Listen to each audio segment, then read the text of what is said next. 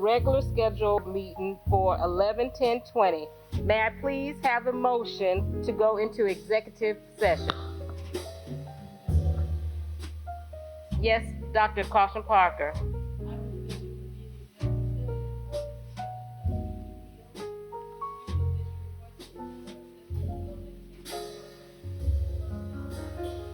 Second. It has been moved and properly seconded by Ms. Mackey. Any discussion? We'll take the vote.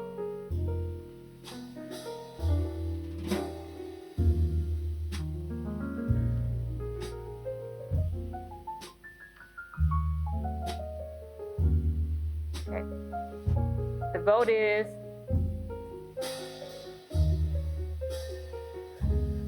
okay. 6-0. Thank you. We will move into executive session. Do I have a motion to come out of executive session?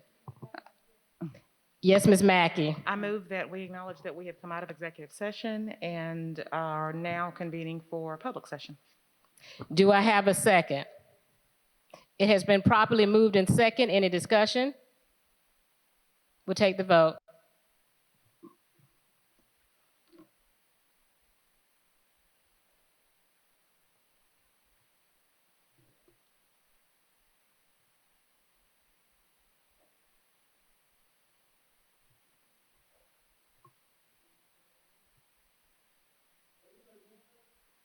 We can take a hand vote. All in favor? Okay. Thank you. At this time, we're going to move on to the approval of the agenda. May I have a motion to approve the agenda? Madam Vice Chair, we are at the moment for inspirational moment and Pledge of Allegiance. Okay, I'm jumping a little ahead. This is the first time. Bear with me. Okay, we do the inspirational moment and the Pledge of Allegiance. Ms. Mackey. Thank you, Madam Vice Chair. This evening, we will be blessed with an inspirational moment by Dr. Sabina Masso-Taylor. Dr. Masso-Taylor has been in the district for over 25 years, serving in a variety of roles. First as a preschool education teacher and a preschool teacher at Anna Boyd, the curriculum specialist and later lead teacher of Spears Creek Road Child Development and Montessori. She went on to be principal of CFA Magnet School and now the Jackson Creek Elementary, home of the investigators. Both of her sons are products of Richland too. Carson, who graduated from Ridgeview High School, is currently at the University of Chapel Hill, North Carolina, pursuing a PhD in statistics, and Evan is currently a junior at Blythewood High School.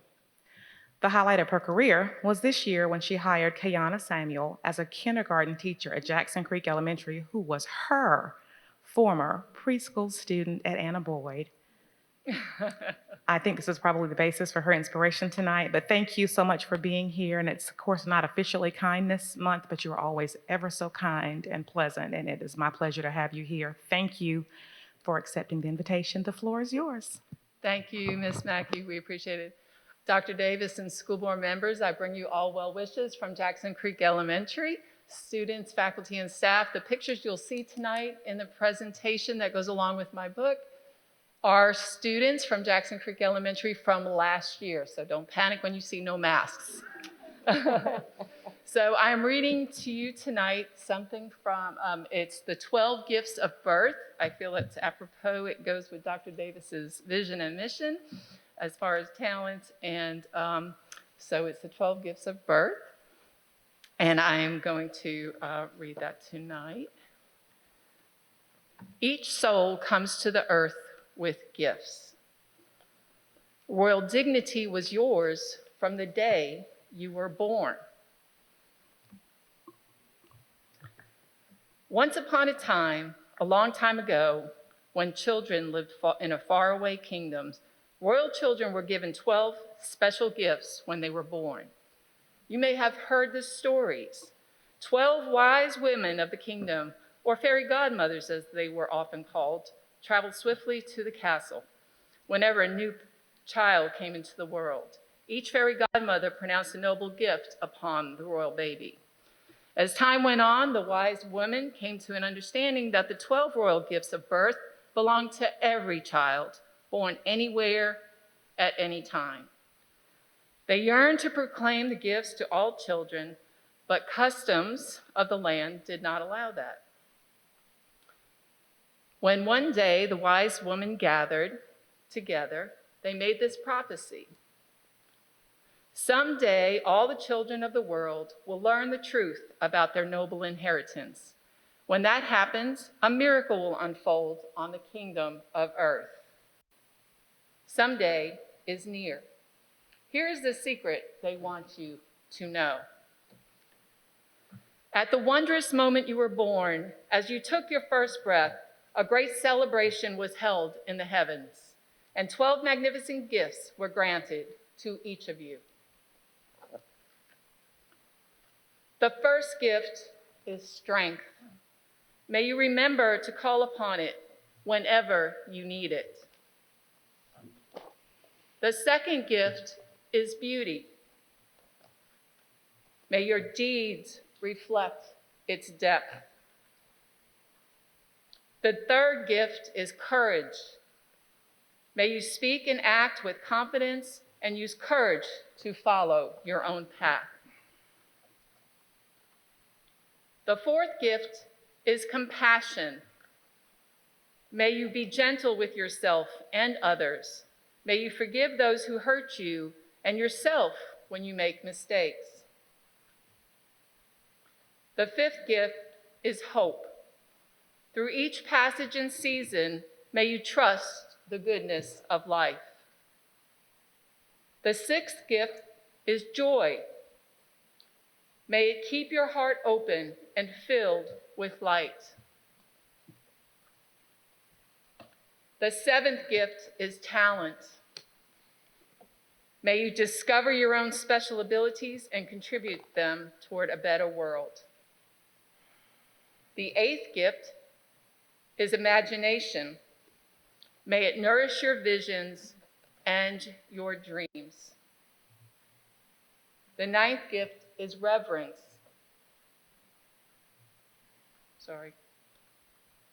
May you appreciate the wonder that you are and the miracle of all creations.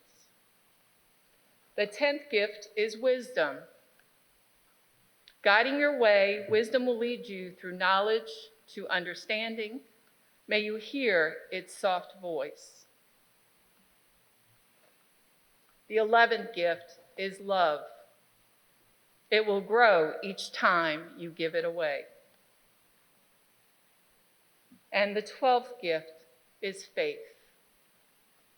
May you always believe. Please stand for the Pledge of Allegiance.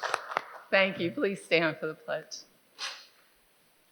I pledge allegiance to the flag of the United States of America and to the republic for which it stands, one nation, under God, indivisible, with liberty and justice for all. Thank you. Thank you for that. We appreciate it. At this time, Madam Vice Chair, I apologize. May I interrupt you for a moment of personal privilege, please? you certainly may, Dr. Davis.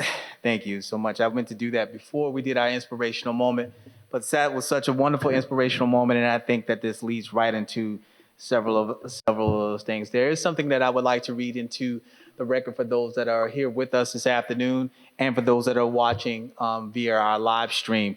And it is in relation to our board policy BBB, which is for board membership and election. So I wanted to share some information with you regarding that, because as you may see, we don't have one of our current sitting board members, who is our board chair, and also one of our newly installed board member, Ms. LaShonda McFadden. And so I wanted to provide some clarification for those of you who are watching and for those of you who are here with us this afternoon. Board policy BBB, board membership election, states that the term of office of every elected trustee of the school district must commence 1 week following the certification of her election. Historically, in Richland 2, this has been interpreted to mean within the 7 days following the certification of election. Based on the interpretation, board members elected during the November general election have started their term at their first regularly scheduled board meeting after Election Day. The Richland 2 Communications Office confirmed this occurred in 2018, 16, 14, and 2010. This did not occur in 2012 due to a delay in counting votes and certification of results.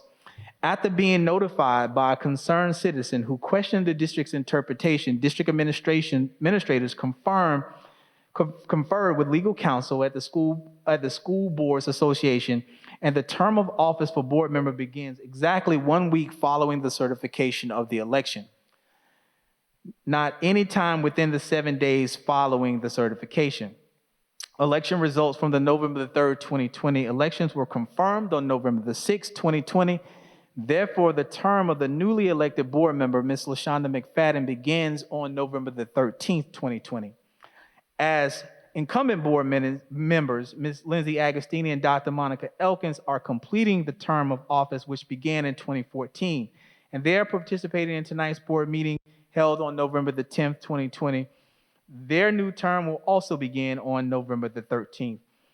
Board Chairman Jamie Shadd was planning to attend tonight's meeting. However, a member of his family has tested positive for COVID-19, and he and his family are following the CDC recommendations for quarantine for 14 days.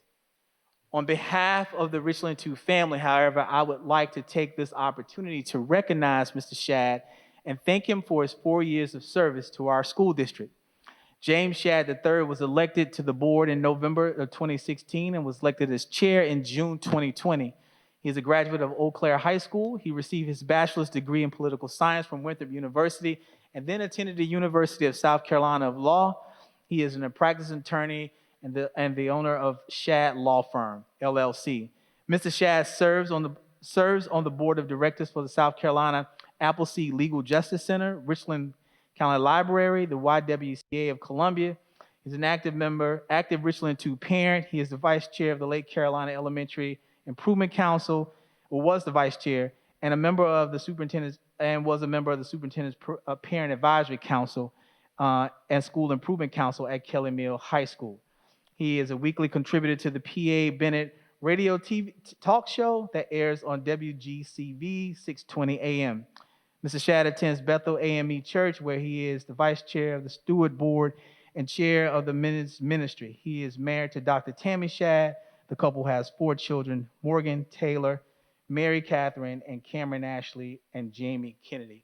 So I want to take an opportunity to thank and recognize Mr. Shadd in his absence and to give him a word of appreciation, and also a word of thanks and appreciation to our concerned citizen who helped to steer us in the right direction. Thank you. Thank you, Dr. Davis. I think it's fitting at this time, if there's any other board member that would like to say a brief word to Mr. Shadd at this time, we'll do that at this time. Anyone?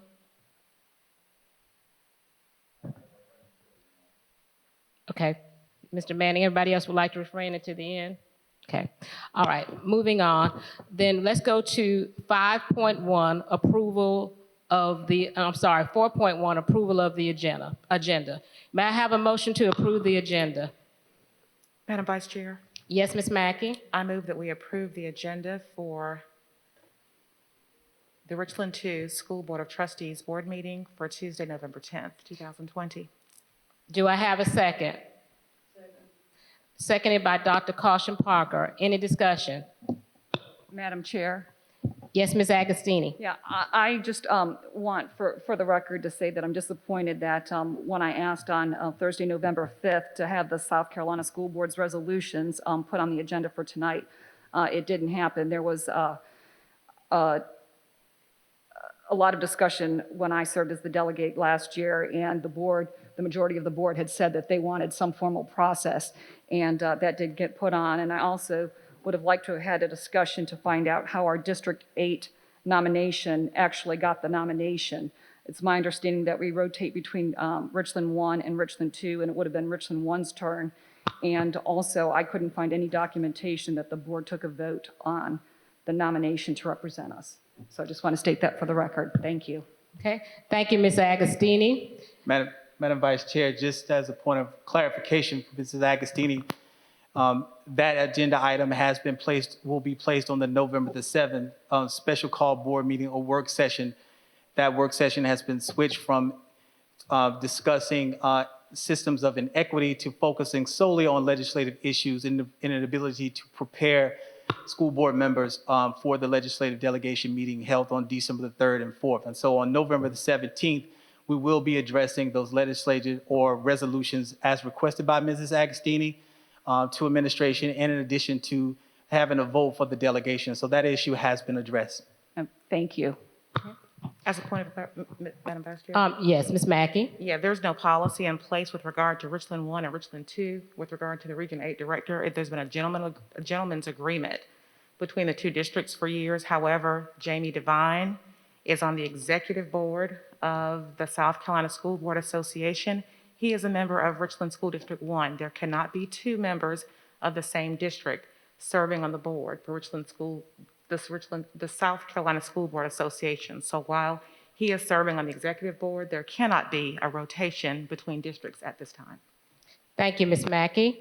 At this time, 4.1 has been properly moved and seconded. We will take the vote.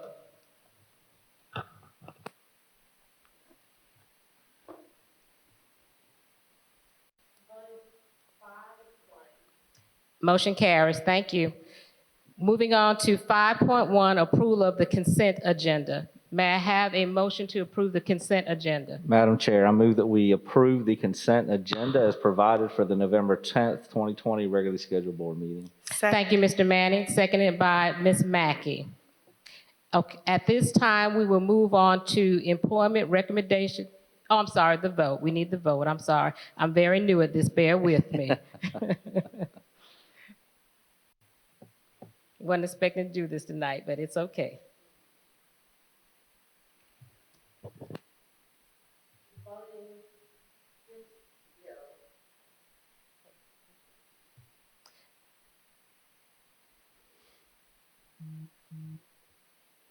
Six zero, did I hear you correctly? Yes, ma'am.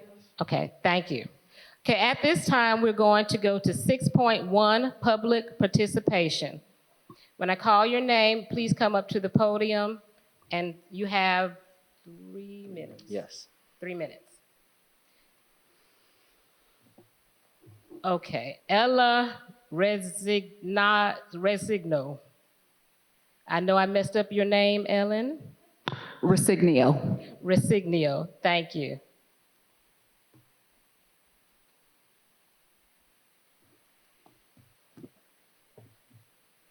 Good evening. My name is Ella Resigno, and I am a senior at Spring Valley High School. I've been in Richland 2 since 6th grade and have been an AP and honors student since freshman year. The teachers that I learned from got me where I am today. I recognize that it's easy for you to deny medical accommodations to a name on a piece of paper, but to me and hundreds of other students, these teachers are more than names on pieces of paper. So I'd like to make it personal for you. Last year I took AP Biology, in my opinion, one of the most difficult AP classes College Board offers. My teacher, who is widely recognized for her teaching abilities, worked tirelessly to ensure that we knew the material. She stayed after class to answer questions, spent personal money on equipment for us, taught us life lessons, and was the first teacher to reach out when school was let out for COVID-19. The teacher wrote recommendation letters for 10 colleges and 2 scholarships for me. She's one of the biggest reasons that I'm pursuing science in college. She's also one of the teachers you are denying medical accommodations to despite having a teacher's note, or a doctor's note, excuse me. My AP Literature teacher, who was also my sophomore year Honors English 2 teacher, accomplished the seemingly impossible task of making Shakespeare fun. He had us make movies, taught us how to analyze poetry, taught me how to write the essays that will hopefully get me into college this year, plays his guitar in class to keep us engaged, and on top of that, wrote 3 recommendation letters for me this year. He's also being denied medical accommodations. Because of this denial, our teacher hasn't been in class for the past week, and we have been provided with no substitute teacher. He continues to provide us with lesson plans, but the district has prevented us from having normal class and hasn't given us a sub. But don't be mistaken, it's not my teacher's fault. You are forcing him to abandon us. You are causing stress on teachers and students. You are causing hardships on Spring Valley and the district, and you are replacing these teachers with people who have never taught these subjects and claiming it's for the benefit of students. As a student, I can assure you that it's not. Students have lost so much due to COVID-19, and I'm begging you to not let our teachers be a part of this list just to save your pride. Recently, the Viking Update stated that NIMSY gave our students $35,600 for passing AP exams.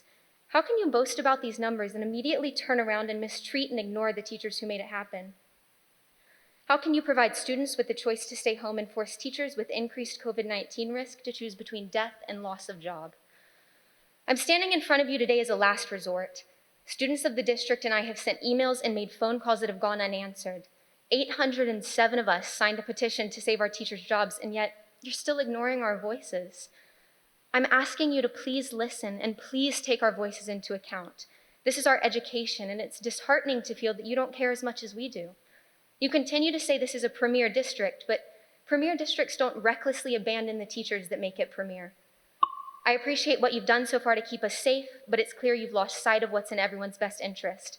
I have not heard and will never hear of a student who would rather lose their teacher than let them teach online. I hope that you begin to move forward in a way that acknowledges student concerns and takes teacher and safety necessity into account. Thank you for your time. Thank you. Paul Davis.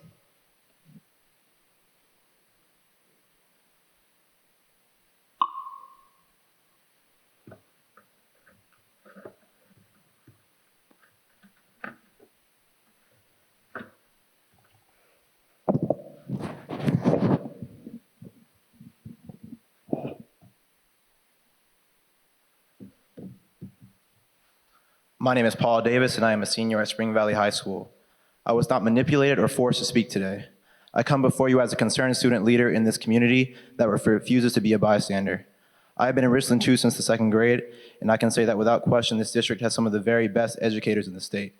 These teachers give their all to this district and its students. Refusing to accommodate these teachers is simply an injustice to them, their families, and their students. This sends a negative message not only to this community, but the entire state of South Carolina. I'd like to continue by bringing up an important name into discussion.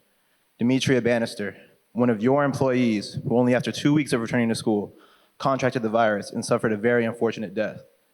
This is one death too many. Regardless of how she contracted the virus, Richland District 2 has blood on their hands and should be doing everything in their power to ensure another death doesn't occur. Forcing an educator to enter an environment where they do not feel safe will only ensue more death to come at the hands of your administration. But I'm a student, so I'll inform you how I'm affected. We don't know what the long-term plan is. This is what I was told by my teacher's replacement during class yesterday. This year has been filled with chaos and the district is adding to it. These teachers aren't voluntarily abandoning us. The district is forcing them to. The district doesn't have a plan, but these teachers do. We students were prepared to follow that plan willingly because these teachers put us in the best position to be successful. I'd like to address my specific situation. I started the school year with a certified AP teacher, which is mandatory to take the AP exam, and despite the lack of funding these teachers receive, this teacher made lab bags for all their students so that they can conduct labs virtually from home. This teacher has an AP exam passing rate of over 90%, but due to their personal reasons, they are unable to come back to school in person as it is simply not safe for them. The district refuses to let this teacher and countless other educators teach virtually in phase 2. Now in phase 2, I have a teacher who has 0 experience teaching the course in which I'm enrolled, is not AP certified, and teaches virtually from the district office, just as our more qualified teacher would have taught. It's the same method of teaching. However, my education went from constructive learning to disoriented chaos. The same goes for countless other students in the same situation. The judgment by the district in this situation is flawed and asinine, to say the least. The district is not only doing an injustice to these teachers and their families, but they are also doing an injustice to hundreds or rather thousands of students who are not being put in the best position to succeed and pass their selective exams. To say we are upset is an understatement. There have been petitions with as many as 800 signatures. We care for our teachers, but your recent actions show that you do not care for the teachers nor the students of this district. Ladies and gentlemen, here are the problems, and you are the officials. Let us find solutions. You all always refer to Richland 2 as a family. Well, there are members of your family who needed help and accommodations, but you rejected them. We want to see our educators return to their positions. We want our educators to be given the option to teach virtually. We want our educators to be secure and safe on their own terms and not the terms of the district. We want unity and accommodation for all Richland 2 employees. If you don't make the right changes, your students will fail because of your incompetence. Show care for your family and make the right decision. Thank you. Thank you, Mr. Davis. Next up, Chris Resigno.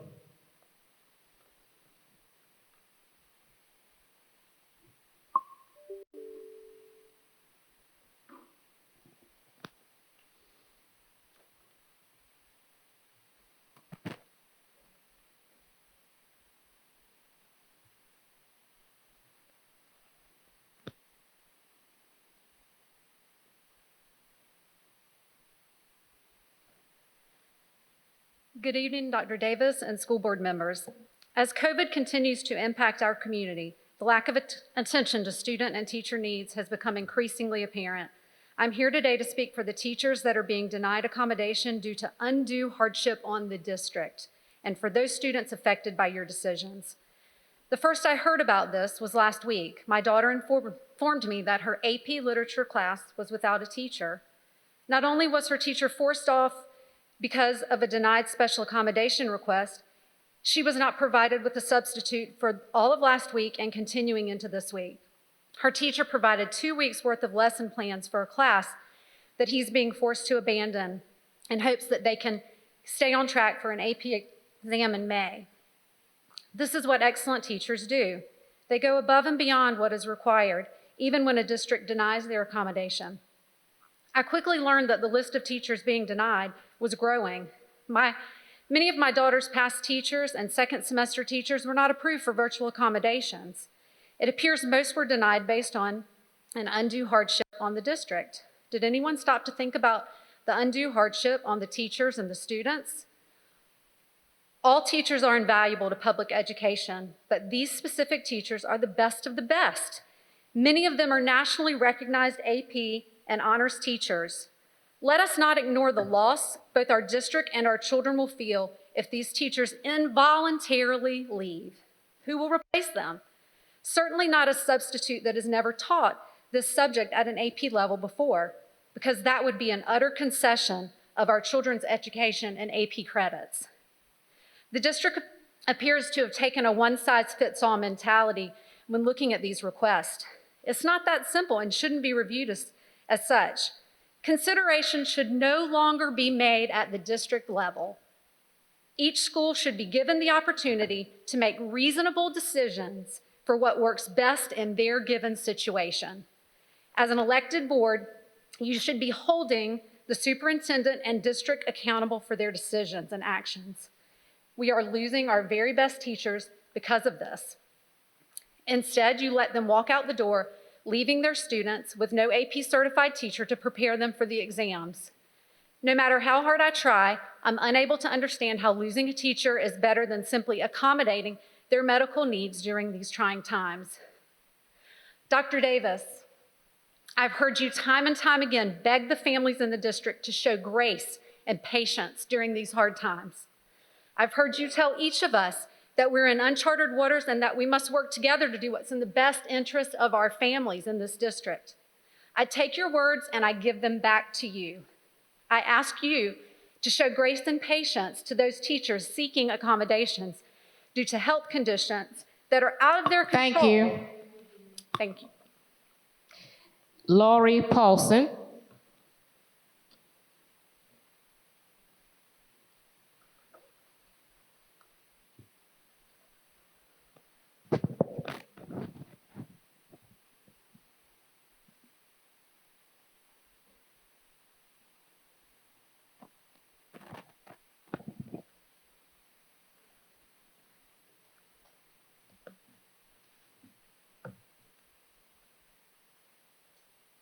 Good evening, Dr. Davis and school board members. I am compelled to be here tonight to discuss the district's decision to review and deny teacher accommodations that were requested prior to the start of the school year. The district's timing of this review is disappointing and appalling. Both the students and the teachers have been left without choices. In the last board meeting, I heard countless letters from teachers voicing concern over the denial of special accommodations. One thing that was consistent was that requests were being denied because finding alternatives would place the hardship on the district. Let me be clear.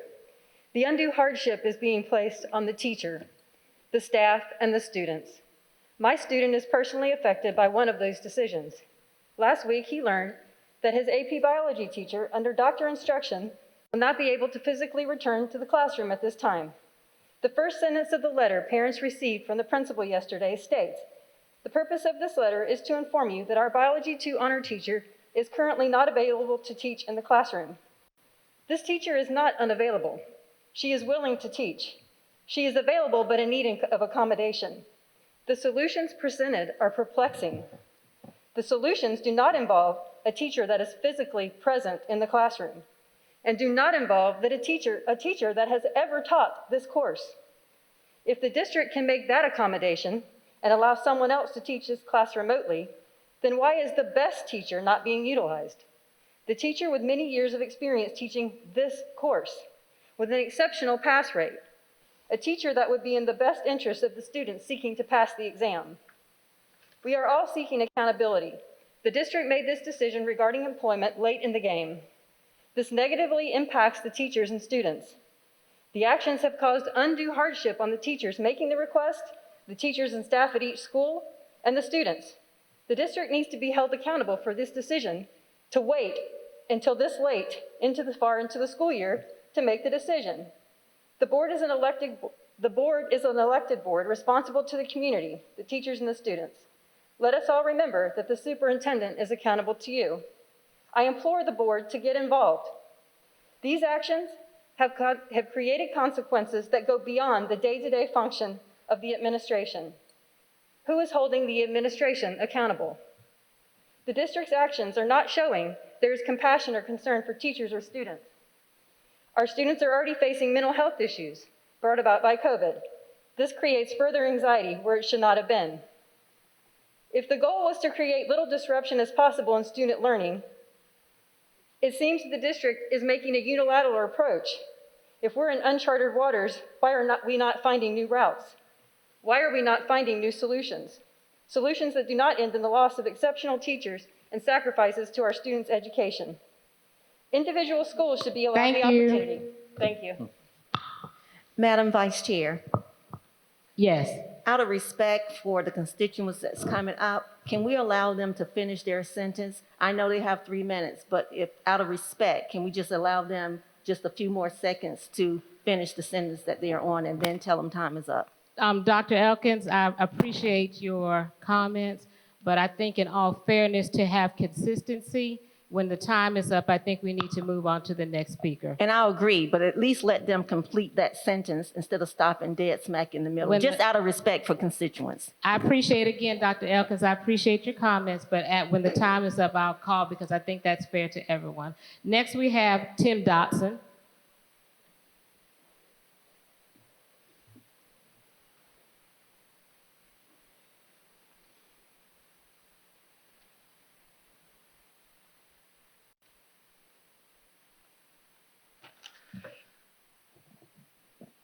Good evening, Dr. Davis, board.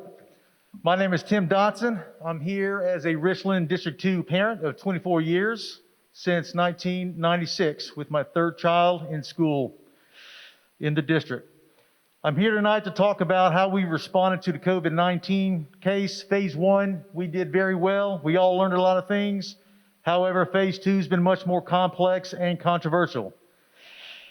Students have been given options of in-school and remote learning, but teachers have not been given similar options. Remote teaching combined with on-site substitute assistance should be given serious consideration, acknowledging that affordability is a consideration, but it's not the primary consideration. As a Spring Valley principal, Mr. Timoni just wrote in a letter to parents, the goal is to make sure the students have access to the best instruction in each and every course. This is going to require virtual teaching consideration and remote teacher accommodations to include a reevaluation of your telework policies. The process by which remote accommodations are assessed and granted for teachers lacks transparency. There's been many requests, some resignations and attrition, unfortunately, and to my knowledge, no approvals. Treating these teacher requests in the framework of the ADA seems to be an anti-discrimination concern rather than a public health pandemic safety concern, and it seems inappropriate. To our knowledge, there's been little to no remote accommodations granted for the teachers to provide virtual instruction delivery, and I think we need to know why that is. Who's assessing and who's deliberating on these judgments? How are medical professionals actually involved in the decision-making? If we're going to make some data-driven decisions and following the science, then immunocompromised teachers that do not have disabilities but have bona fide medical conditions should be given further consideration for accommodations. Would we rather have qualified teachers instructing remotely than unqualified substitutes in the classroom? As an example, AP biology teacher, Mrs. Spigner, teaching my daughter, has been denied remote accommodations to teach while the temporary solution was to allow a substitute honors teacher to temporarily fill in who is not an AP certified teacher and has not instructed and has been instructing remotely thus far. This does not provide students the access to the best instruction as has been espoused by your policy. And I thank you. Thank you.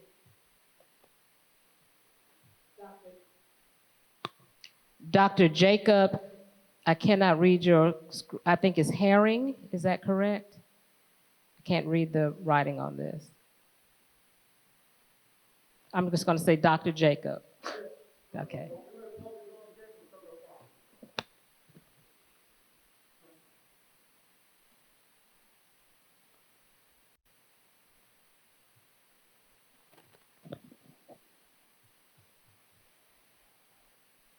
Yes, I have been a Richland 2 parent for over 20 years as well. I do not need to say so many nice things to you. I know you during the pandemic. I appreciate that. Sure. I'm a Richland parent for over 20 years. I just thank you so much for doing a great job during the pandemic. But I just have very short. I did not write a long story, but I just very short, okay? My daughter is a Spring Valley Discovery Program, and Miss Spagno is the AP teacher.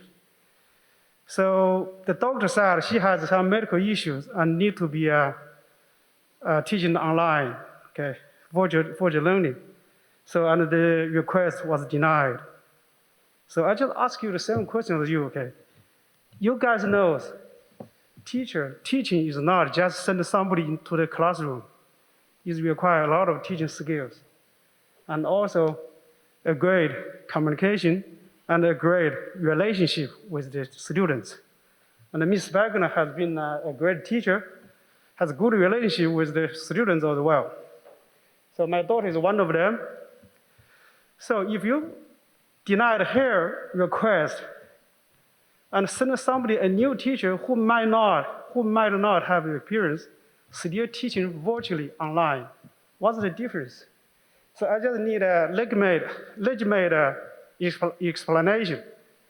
You send somebody who's teaching online, why not just approve Ms. Spagner teaching online from home and protect our best AP teacher in the district? So I just ask you one question, okay? If you were in the same situation, what would you think? So do not treat we need to treat other people the way we want to be treated, right? Or do not treat other people the way you do not want to be treated. So please answer this question. If you were the situation, the position of the teacher, you love teaching, you love the student, and you have a health issue, and you want to help the student, and you want to teach online for temporary, okay, it's not permanent. I believe the vaccine will be out there very soon. It's maybe a couple months, maybe less than 1 month. You know, you go to the news yesterday, and you saw the stock market is popping yesterday. So it's a temporary. Why not just approve her to teach online for temporary, or until the vaccine is available? Thank you very much. Thank you. That concludes our first public participation. At this time, we'll move on to 7.1, student appeals. Do I have a motion for student appeals? Madam Chair, Yes, Ms. Agostini. I move that the board deny the appeal for student number 1. Is there a second to the motion? It has been moved and seconded by Dr. Sherop Caution Parker. Any discussion? We'll take the vote at this time.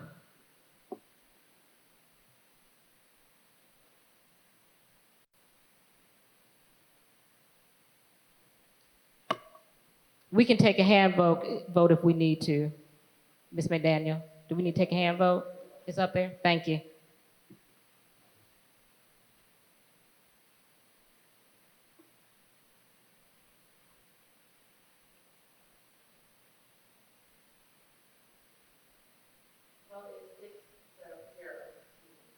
Thank you. Motion passes. We'll move on to employment recommendations, releases, and in-district transfers. Do I have, no, I'm sorry. Madam Chair, 7.2. Thank you. 7.2, student admission request into the district adult education program. Do I have a motion? Madam Chair, Yes, Ms. Agostini. I move to approve student number 1's request into the district's adult education program. Do we have a second? Second. It has been properly moved and seconded by Dr. Monica Elkins. At this time, is there any discussion? Seeing none, we'll take the vote.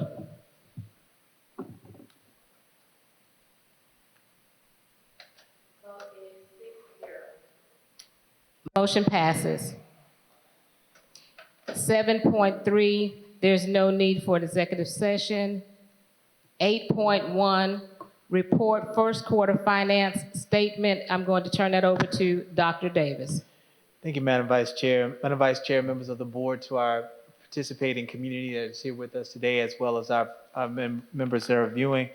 We have a report from Dr. Harry Malley, our Senior Chief Financial Officer, who will provide us with the first quarter fiscal statement financial report.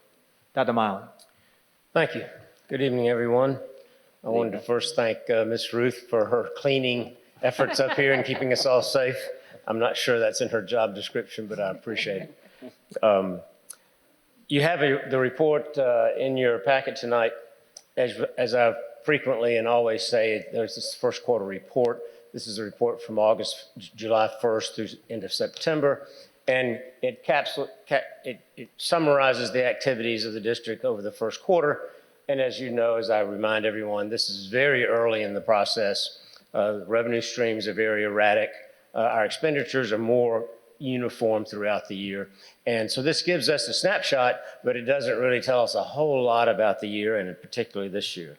But I do like to compare it to kind of our last 5-year average. It gives us some perspective on whether we're on the right trend or not. And if you see as, for instance, the revenue section, our revenue types by federal revenues, we've gotten 4.5% of our revenue stream to date. That's slightly above our 5-year average of about 4.6. So we're right on target, slightly ahead for our federal revenues to date for the first quarter. Local revenues is 4.1% of our total revenues expected from local sources. That's lagging. Oh, thank you.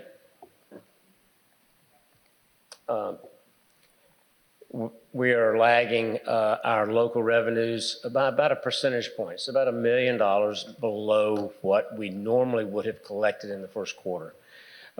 We think those are primarily from county revenue collections. They are probably experiencing the same type of COVID interruptions and delays that everyone is. We're not panicking over that 1 percentage point at this point. Second quarter comes around, and if it's still lagging, we'll take a little bit closer look. One of the things that has affected in the local revenues are interest rates. Our interest income is well below last year at this time. Interest rates this time last year were 2.3%, and this year they're below 1%. So that's nice when we're borrowing money to have it low interest rates, but this year in terms of interest earnings, we're below what we were experiencing last year. The big portion of our revenue, as always, is the state revenues. First quarter revenues are right at 16.1%, and that's right on target with a 5-year average of 16.2%. So our state revenues are right in line with the last 5 years. Looking at expenditures, Our expenditures are a little bit more uniform. For instance, our salaries and benefits, they're paid throughout over the course of the year, so they're a little bit more uniform. Our expenditures to date are about 16.7%. That's right in target to our 5-year average of 17.1% for salaries. For fringe benefits, right in line with the 5-year average. And everything is actually right in line. Our total expenditures for the first quarter were 20.8% of our total expenditures anticipated in the budget, and that's right in line with 21.1% for the last 5 years. One of the things you'll notice that our budget for this year of $301 million is the same budget as we had last year because we're under the continuing resolution that was adopted by you back in April. The special revenue, the EIA revenues, we're anticipating about $22.1 million over the course of the year. We've received about less than $3 million of that so far. We've received about $6.1 million, and we've spent about $3 million of that to date. If there are any questions of those individual types of revenue streams, I'll be glad to answer those.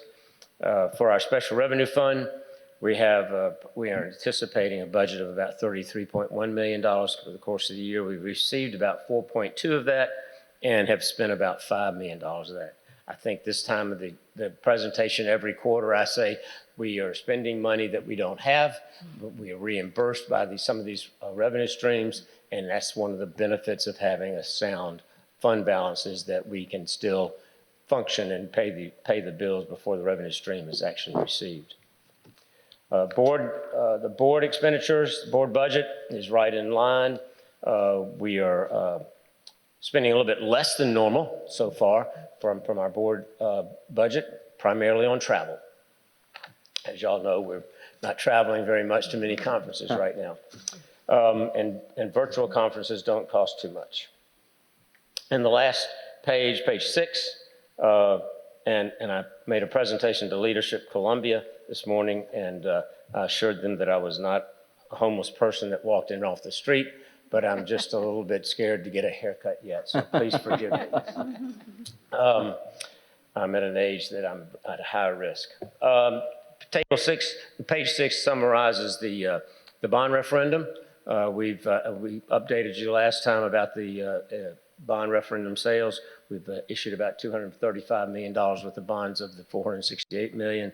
As you can see, we've spent so far about $65 million of that, and we've encumbered another almost $87 million.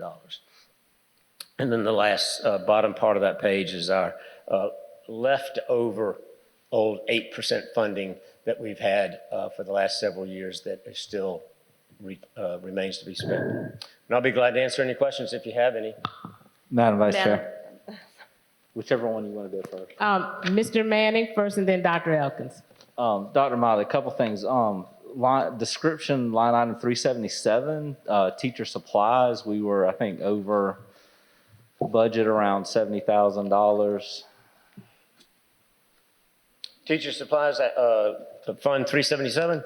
Yes, sir. Those are for the teacher supply checks? Yeah, so Yes. It looks like we're overspent in that budget by Yes. about $70,000. Correct. We'll get reimbursed by the state for that. Okay, it didn't show up in the expected revenue, so that's why I don't think it's. Dr. Elkins. Mr. Malley, I have a few. Well, I wasn't done yet. I'm sorry, Mr. Manning. That's all right. Sorry, I just have a couple quick other things here. So material costs, I know that the cost of materials has risen, I think, during COVID. Do we see that impacting our bond referendum, staying on budget, or the potential for that? We can probably give you a full update at our next capital improvements update, but actually most of our projects are coming in on budget. Okay. There's actually, while we were expecting some cost increase, and while we certainly have had some line item cost increases, we've actually seen some softness in some of the markets, and our bidding on some of our larger products has been very competitive and are on budget. Okay, fantastic. Thank you. Thank you, Mr. Manning. Thank you. I appreciate you. You got a tough job the first time around. I know. You're good. Okay, Dr. Elkins. I have a few. If you can go back to that page where the descriptions are, so I can go through. Let's look at number 328, industry certificates. Just clarity, if you can explain that for me. That's number 328. That's Fund 328, industry certificates. I'll have to find out from one of the staff.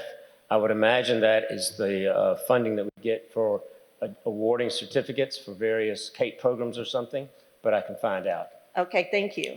And number 329, career and tech education. Yes. Can you explain what that is? Yes, I believe that's all the CAPE, some of the CAPE programs. Chances are we have just not spent those funds yet. I can find out again. Due to our limited capacity of staff in the meeting tonight, I had asked everyone to be prepared to help because some of these funds are very specific to individual programs, and I'll have to admit I am not up to date and I'm not the expert on those programs, and we were limited with staff, and so what I suggested was that all of our questions we'll just identify and include in a board brief to make sure everybody all your questions are answered. Oh, that would be great. Okay. I have about 5 more. Number 338, at-risk student learning. Yes, ma'am. That's exactly what that is. That's at-risk funding from the EIA funds. Yes, ma'am. And we've spent about $660,000 of that. But just clarity, what are we doing with the at-risk student funding? I mean, how are we using it? Or maybe. I will defer to the experts. So we'll defer that? Okay. Yeah, absolutely. Okay, that's fine. That's fine. If you have to defer it, I'm okay with that. I just want to put it on record. Number 371, CSI. Now, what is CSI? I probably know it, but it's just not clear. What is that, Dr. Davis, or someone? I cannot, for the sake of me, remember what the CSI. Okay, if you can just get back with me on that. I apologize. Numbers 394 and 395, EEDA, preparing college and career. Yeah, that's the Economic and Development Act.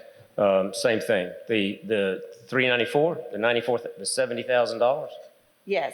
And what do we use that for? You have to get back with me on that as well. We, you know, I apologize for not knowing each one of these, but the funding manual of identifying all these funds is about 2 inches thick. Okay. And I do not pretend and I may look stupid, and sometimes I am, but this is about a 2-inch thick manual. So I do not pretend to memorize and know every one of these funding, but I will find out about that one. Okay. Let's look at, I think it's on the next page, 273, 275. Department of Defense grant. Department of Defense, but it says the gear, well, let's just look at that first. Can you explain that? 273? 273 and 275. They're both Department of Defense grants. Right. In fact, how do we use those? There wasn't room for Arlene Bakutis to be here tonight, to sit in here, so I told her not to come to the board meeting, but I'll be glad to get those 2 grant funds identified. Number 277, Gear Up, but it says 2014. Why is it? And 279, it says 2018. I believe they're 2 separate Gear Up grants. They are. So that's why I'm wondering, we're in 2020. I believe that's when they were awarded and when they began. So they carry for 6 years, 5 years? Some of them are multi-year grants, yes. Right, but do you have a date or anything more information than just the number and the description?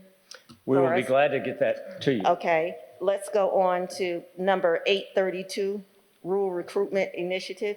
Yes. Now, I know that we're not doing a whole lot of recruitment in the rural areas. So if you can explain what we're doing and how we're using this funds for recruitment. I will be glad to add that to the board brief. Okay. Number 936, Student Health. Is that for recruiting or getting more school nurses in, or what is 936? I'll have to find out, and I'll include that in the board brief as well. Okay, just a suggestion. I know we are with limited staff, but it's very difficult to provide this, and then you can't get any answers, and that's not on you, Dr. Molly. I'll just refer to Dr. Well, actually, it is Davis on me, and what we can do is we can provide future, additional detail on Right. what these funding grants Right, are. that would be great. That'd be Even fine. if we got it in just a brief description, because I know right now we're limited to how many people can come in. So just kind of give us a brief description of it. That would be very helpful.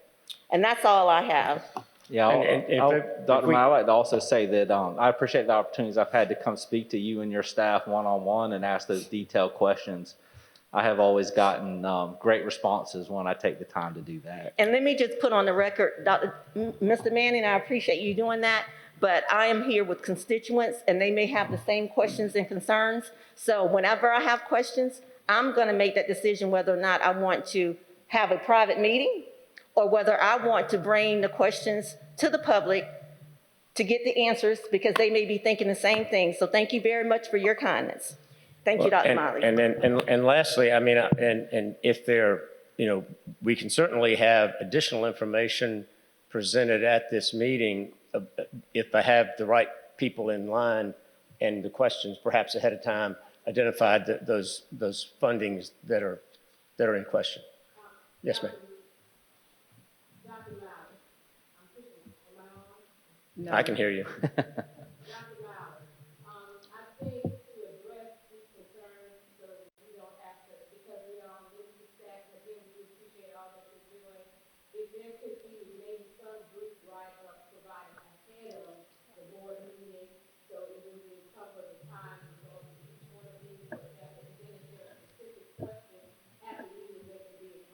That's a good idea.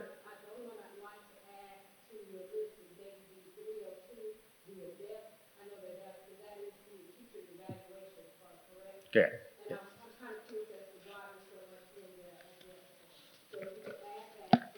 We'll add them all.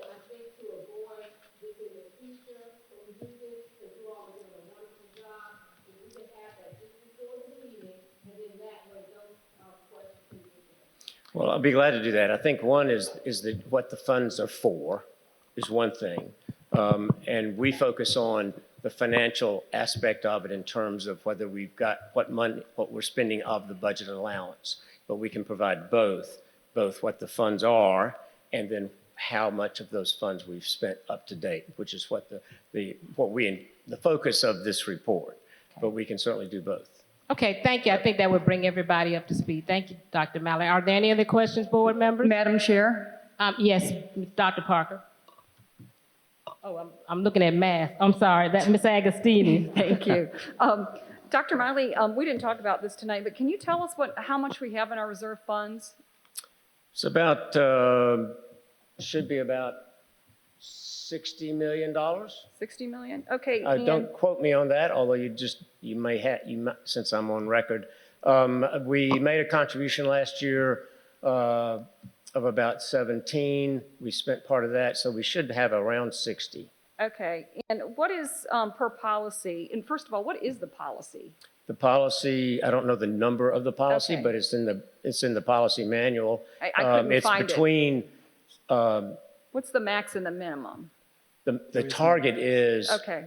7.5% to 15%. 7.5. It does not set a maximum in that you can't have more than that, but the target is 7.5% to 15%. Excuse me, it's not 15%, it's equivalent of 2 months operating, which is actually 16.7%. So that's the target. I think we've talked about it, that I would recommend, and I'm glad we have above that right now in terms of percentage. And I think that's a good thing given the current economy and the situation we're in, but that's the policy. Okay, thank you. Board, are there any other questions or concerns? If not, thank you, Dr. Miles. Madam Vice Chair, one last question. Yes, I have Mr. one. Manning. Are our utility expenses down currently with the situation? I'll have to check. They're grouped with other expenditures, so I can't tell you from this, but we can find, I think they are. But because of the buildings being closed for part of the year, but I'll find out for sure. All right, thank you. Any other question, board members? I have a comment. Thank you, Dr. Miley. Madam Chair, Madam Vice Chair, I have a comment. Yes, Dr. Malley, thank you. I I don't think this requires a response from me. I just want to go on record and state, I appreciate the questions from our board members regarding the report. But I wanted to remind the community and the public here and those that are watching that this is just a description of what our budget is. This is the first fiscal report of what we have in certain line items. Each of these line items, or many of these line items, have additional budgets that have been designed or budgets that have been created on how to spend this money. But it's just really a summary of the items. So some of the information that you're asking, Dr. Molly, I don't want the public or the community to come across as if our CFO, our senior CFO, who's a tremendous CFO, is unprepared to answer these questions. His responsibility is to ensure that the budget is aligned, the budget is balanced, and that we are fiscally prudent as a school district. However, an intense knowledge or an in-depth knowledge of specifically on how money is being spent is something that is outside of his purview. And it's something that this administration was not prepared to answer for and find a fiscal report. That sounds more like a budget workshop item. And if the board is requesting to have a budget workshop, then I think this administration will be prepared to add a budget workshop to our calendar so that you can ask those detailed, specific questions on how we're spending Title I money or how we're spending at-risk money. These categories give us guidance on where we can pull money from and where we can't pull money from. And I think it's important that our general public knows that, for example, we can't use Gear Up funds to pay for certain expenditures out of things like operational education, or we can't use Title I funds to supplement funds in the Department of Defense grant. Those funds are specific to those specific areas, and there is a plan for each one of those budgets or those areas on how we are to spend that money. But our CFO does not have any working knowledge of those specific budgets. And so I think a budget workshop would be in order for the board to be able to satisfy those very detailed, specific questions on how we are allocating well over the $300 million that our district is fortunate enough to be responsible for. And we'll be happy to provide that for you all.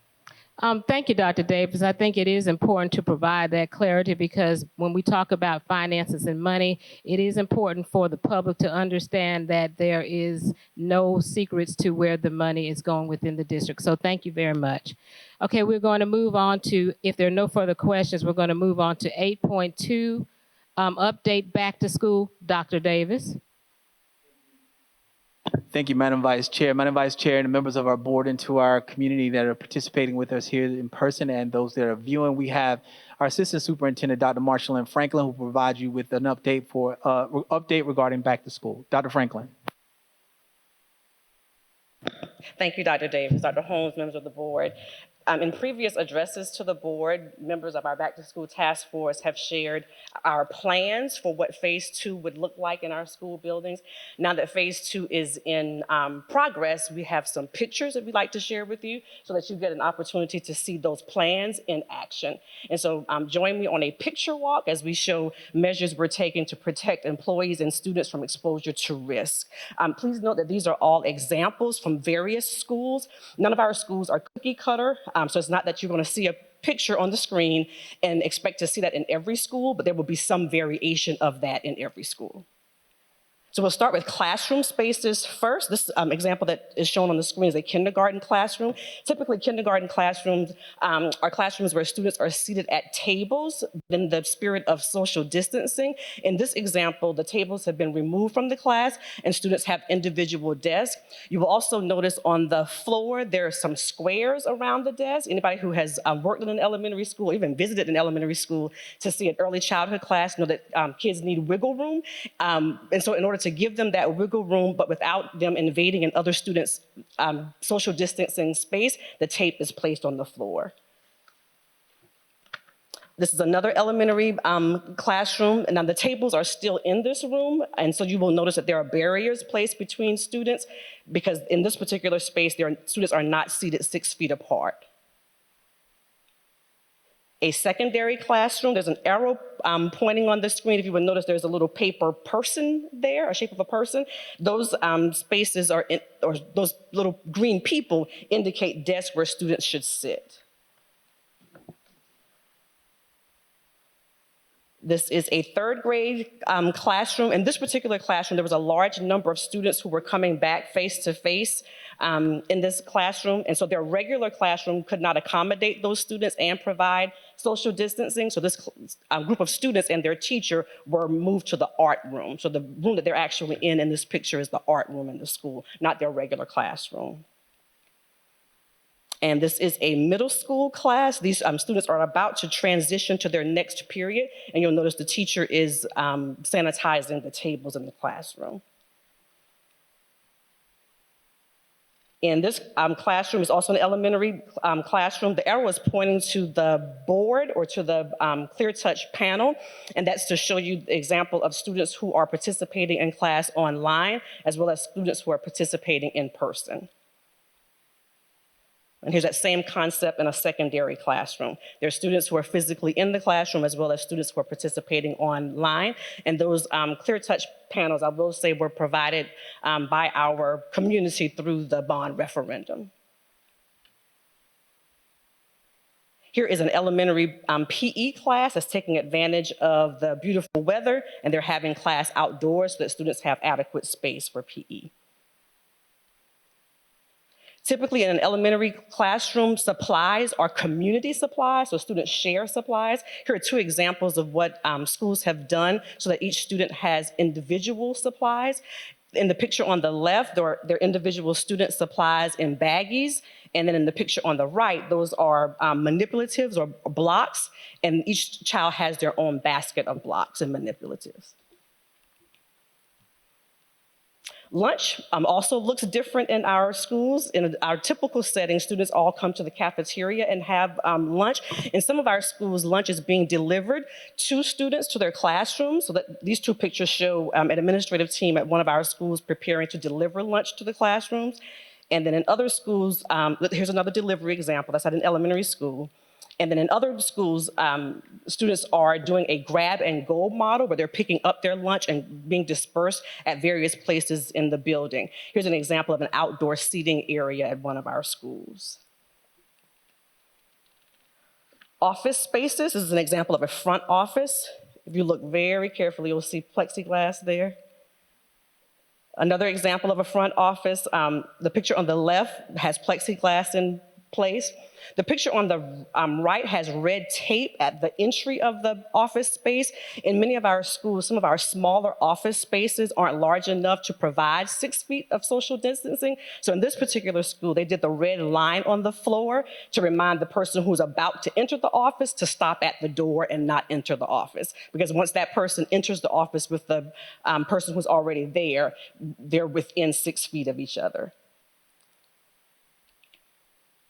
Health room spaces, the picture on the left is our typical health room that we have in our schools. And the picture on the right is a space that the school has created as their isolation room in the event that a student is demonstrating symptoms and needs to be isolated from others until a parent picks them up. Various procedures. The picture on the left is arrival at one of our schools. Typically, particularly at the secondary level, once the car pulls into the drop-off zone, the children just get out of the car. But this is a revised procedure at a school where the students are waiting on the adults on duty to signal for them to come out of the car. And the picture on the right, as students are entering the building, there is a staff member available to ensure that there is social distancing. Now, these two children coming through the door, of course, are siblings, so they're not social distancing when they come through the door. They just got out of the car together. But the staff member is there to be sure that no other families are within 6 feet of the other children. I'm sorry. And these are just 3 examples of how schools are putting up signals and reminders for students, for visuals and reminders for students. There's a line in the middle of the hall on that picture on the left. There's stickers, for example, showing students spaces that they cannot sit in. And then that last picture is a picture of a one-way hall. Water fountains, in the picture on the left, the water spout is covered, but this particular water fountain also has a water filling station where students and staff members can refill their water bottles.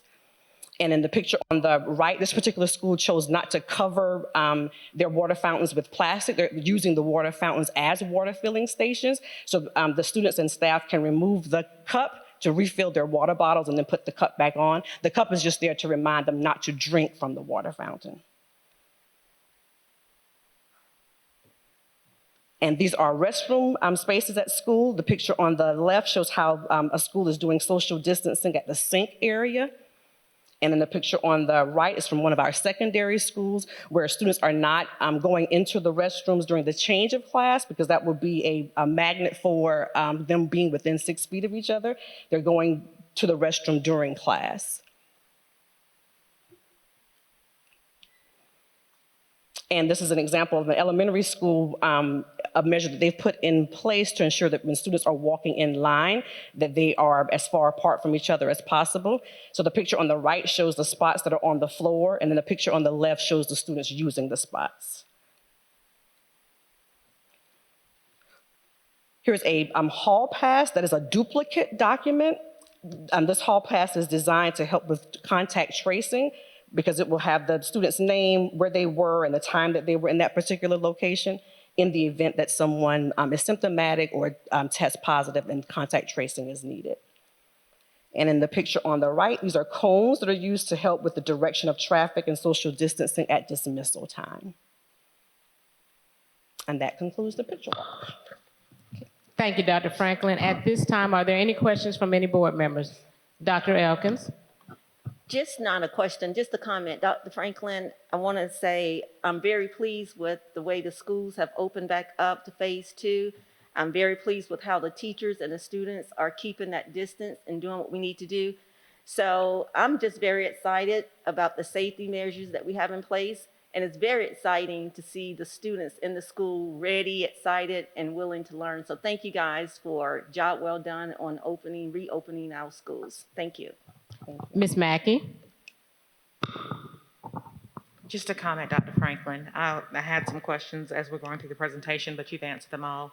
I know that the district has been inundated with parents who are anxious for their kids to go back to their children to go back to a face-to-face environment, and the juggling that it takes to make sure that you're keeping students safe, teachers and staff, those accommodations, and things that you are having to adjust along the way when you think that you have best practices in place and you find out you need to make adjustments. I can't imagine what a mammoth undertaking that is. So I just wanted to say thank you to your staff, Dr. Davis, and all the teachers who are having to, who are participating. You know, when we hear all sorts of feedback from teachers who are happy to be back with their students, those who are concerned, we have the gamut of concerns to deliberate. But for this process, I know it is very difficult. We made the announcement months ago that this was coming. So for the pieces that you have to put in place for it to take place, I just want to say thank you for what you're doing. I can imagine that it's very difficult. Bless you. Thank you. Ms. Franklin, I'd just like to say thank you. I appreciate the different uses of modalities of learning tonight. A picture is worth 1,000 words. We've heard about the plan, and so it's very good to see it. And we appreciate everything that you're doing. I think that the visual will allow people to see that all measures are being taken. And I just wanted to say thank you for your team and all that you're doing to keep us safe. Madam Vice Chair.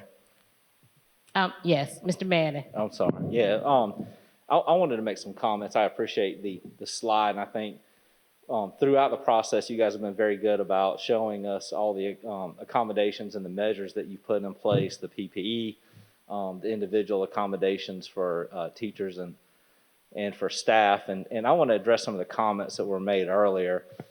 First off, as an individual board member, I do support our administration, the decisions that they've made throughout the process. This is complex, and just as passionate as the parents are tonight about their individual teachers, so were the comments that we heard from folks that want a teacher in the classroom with their students that we heard during numerous meetings prior to this. Special ed teachers who, if they are not in the classroom with their students, cannot accommodate the needs of some of their students. Elementary school teachers. And we also have many other staff, bus drivers. Bus drivers either show up to work or they don't. We can't accommodate them to stay at home and still do their jobs. So while we may look, and I think I also heard a lack of transparency, these are HR issues. I mean, we try to be transparent about the process and the way that we go about things, but there's just many things that we cannot share with the public. It is frustrating from my side as a board member. We may hear specific details that I can't share with the public because there's confidentiality and HR issues. And we've had many other student discipline, lots of other things like that. So I heard many comments tonight feeling that the board was callous, that we didn't care about our teachers, that we don't care about our staff. I counter that. I say Dr. Davis and this board held the line allowing staff to stay home longer than any other school district. And we had pressure from the State Department, from the governor's office, from legislators, from many parents, again, who were just as passionate about the fact that we not follow our plan and that we come back earlier. And I heard Dr. Davis on many occasions say he cares about every single one of our staff members. On the surface, it may appear callous that we cannot grant certain folks what they want for accommodations. In some cases that they want to teach from home.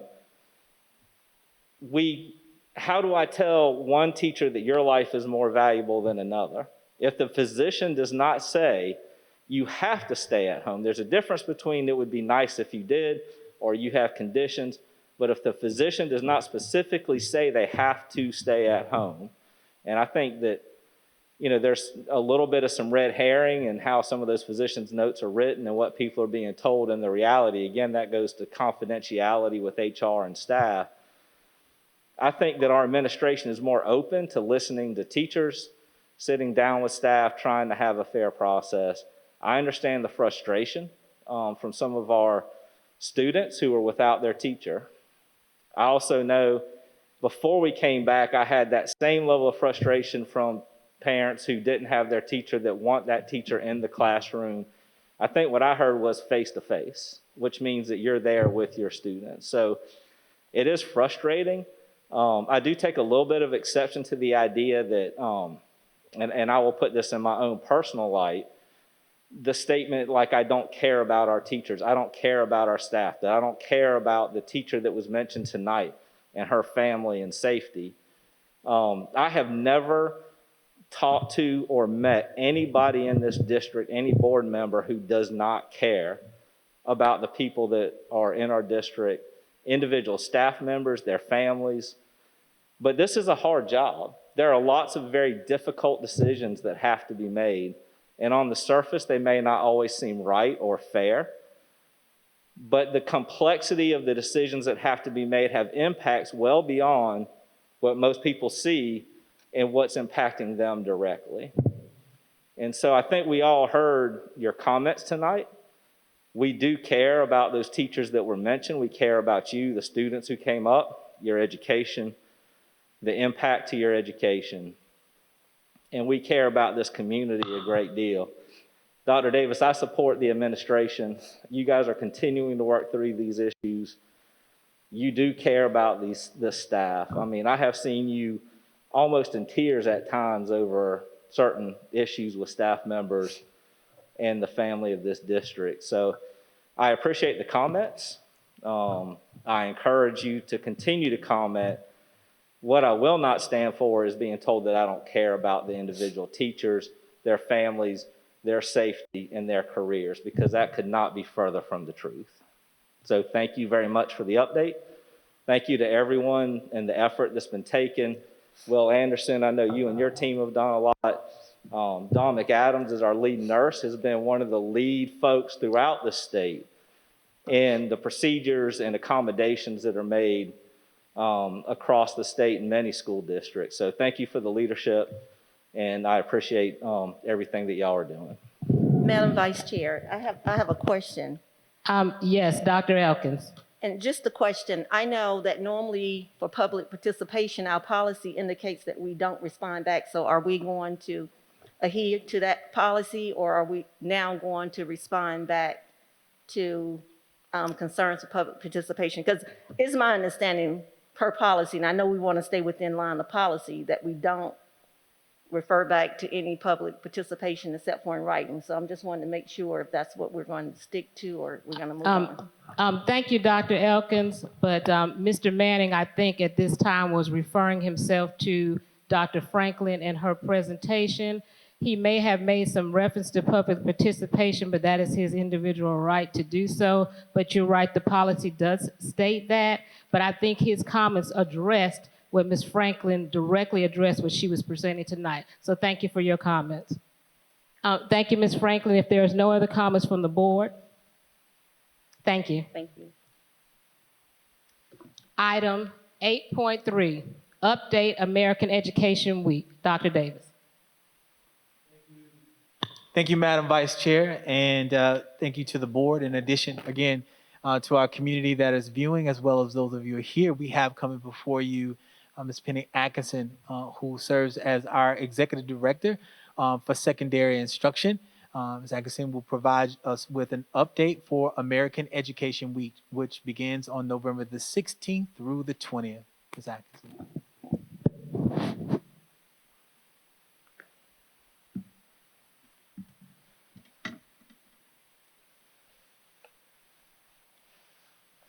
Good evening, Dr. Davis, Madam Vice Chair, and members of the board. Tonight, I'm going to share with you our plan as a district for American Education Week that, as Dr. Davis mentioned, begins on Monday, November the 16th and goes through Friday, November the 20th. Just a little history about American Education Week. It was first observed on December the 4th through the 10th in 1921. The week occurs each year annually prior to the Thanksgiving celebration. The National Education Association and American Legion were the organizations to begin the important week of us celebrating education in America. The intent of American Education Week is to promote and celebrate all parts of public education. On this particular slide, you see the 11 members of my team. I was very blessed to serve with some gifted, creative members of our district, and each of them played a very vital role in the activities that I'm getting ready to share with you. On Monday, November the 16th, we will have a virtual kickoff pep rally. On Tuesday, November the 17th, Dr. Grant and her task force within our team will be celebrating our diversity in Richland School District 2. That also will be a virtual event. On Wednesday, November the 18th, we will be celebrating all of our success from Phase 1. That will be a compilation video from pictures and video snippets from the majority of our schools in the district. On Thursday, November the 19th, we are asking for all of our stakeholders to help us celebrate all the premier parts of Richland 2 with a social media day with the hashtag AEW, American Education Week. And on Friday, we have a surprise artist that will be providing our end of the week celebration. Dr. Wendy Campbell, our fine arts coordinator, has arranged that for us. And again, each event will be done virtually. Each school will receive, and each district location will receive posters starting tomorrow with each day's event. This is a picture of what the poster looks like. It was created by Miss Ashley Ford, one of our administrative assistants on the academics floor. And again, you can also see there that our district theme for the week is Together We Set the Stage for Success. We came up with a district theme because nationally they did not put out a theme beyond it being American Education Week, but our team felt like, as we are still in the middle of COVID, we needed a district theme, and several members came up with suggestions and we voted on it. So again, that is being passed out to schools. It also has been shared via email, so schools can continue to promote next week on all of their parent communications. And again, we thank you again for supporting American Education Week, and this is the actual national logo that they are using this year. Thank you. Thank you. Board members, any questions or comments? Thank you. Thank you for the report. We appreciate you. Next, we will go on to 9.1, draft agenda for the December 8th, 2020 meeting. Dr. Davis. Thank you, Madam Vice Chair. Madam Vice Chair, members of the board, and to our viewing and participating public. We have a regular scheduled board meeting set for December the 8th, 2020. This board meeting will be in person here at R2I2. We will have our executive session items. Our executive session is scheduled for 4:30, the public session beginning at 5 o'clock. We will maybe review that and determine whether or not that is early. That is the time we've had in the past for our Zooms, but now that we're face-to-face, I believe we will push that back just a little bit. That is why this is a draft agenda. We will call to order. Following our call to order, we will go into executive session where we currently have scheduled student appeals and student admissions requests into our district's adult education program. Once we exit executive session, we will begin with our inspirational moment in public session, starting with item 3.1. Moving to item 4.1, we'll have the approval of our agenda, where we'll ask for the approval of that agenda. We will then ask for the approval of our consent agenda, followed by our public participation, which is followed by the voting on the executive session items, which includes our student appeals and student admission requests into our district's adult education program. And then we will go into our draft agenda for January the 12th and ask for the approval of said agenda. We'll have public participation number 2, board and superintendent comments, and then executive session items for session 2 and voting on those items if needed. If not, we will move from board and superintendent comments to the adjournment. In addition to that, I would like to share also with the public that on November the 17th, which is next Tuesday, we will have a work session where we will focus on those legislative issues that were addressed or brought up earlier in this board meeting. There are several items that the School Boards Association puts before us each year that informs of resolutions. And so we have prepared to meet with the board to go over those resolutions, for the board to have some sort of idea and consensus of that, as well as have a vote for the delegation, a nomination to represent our school district, represent Richland County. Thank you, Madam Vice Chair. Thank you. Item 10.1, approval of draft agenda for the December 8th, 2020 meeting. Madam Vice Chair, Yes. I move to approve the draft agenda items for the December 8th, 2020 meeting of the Richland School District 2 Board of Trustees. Thank you, Ms. Mackey. Do I have a second? Second. Any discussion? Madam Chair or Vice Chair, I have Ms. Agostini. Thank you. First of all, since Mr. Shad is no longer going to be with us, are we having an election, or how is that going to proceed with officers? That's correct, Mrs. Agostini. I apologize. I omitted that from the special call board meeting or the work session. At that work session, we will also have a nomination for chair and then the voting for that office position next week on the 17th. In addition to that, we'll have our newest board member, Ms. LaShawna McFadden, joining us here at the table. And then secondly, I would like to see that we had suspended the policy or changed the policy for time, but I would like to see us go back to a consistent time and not leave it at the discretion of the board chair and superintendent anymore. I think we need to be consistent for the members of the board, but also for the public. So I don't know what policy that is. I'll have to look into it and forward it to you, but I'd like that to be taken into consideration and that we vote on it at the December meeting. As stated, Ms. Agostini, in my previous comments, we will move that time back. That was an omission or left on as a Zoom for the time for Zoom. We will move our board meetings back to our regular scheduled board meeting times. So we don't have to do anything with the policy? I don't believe we do, but I can research that. And if we do need to do something with the policy, then we'll bring that policy back before the board for the board to then vote to change the time back. But I do not believe that we have to do anything for the policy, but I will look into that to make sure. All right, thank you. Board, any other questions or concerns? Hearing none, we'll take the vote.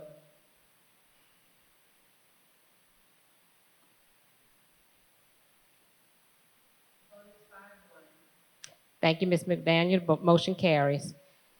11.1, public participation 2. There is no need for public participation 2.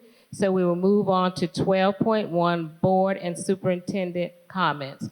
I'm going to start with Dr. Elkins.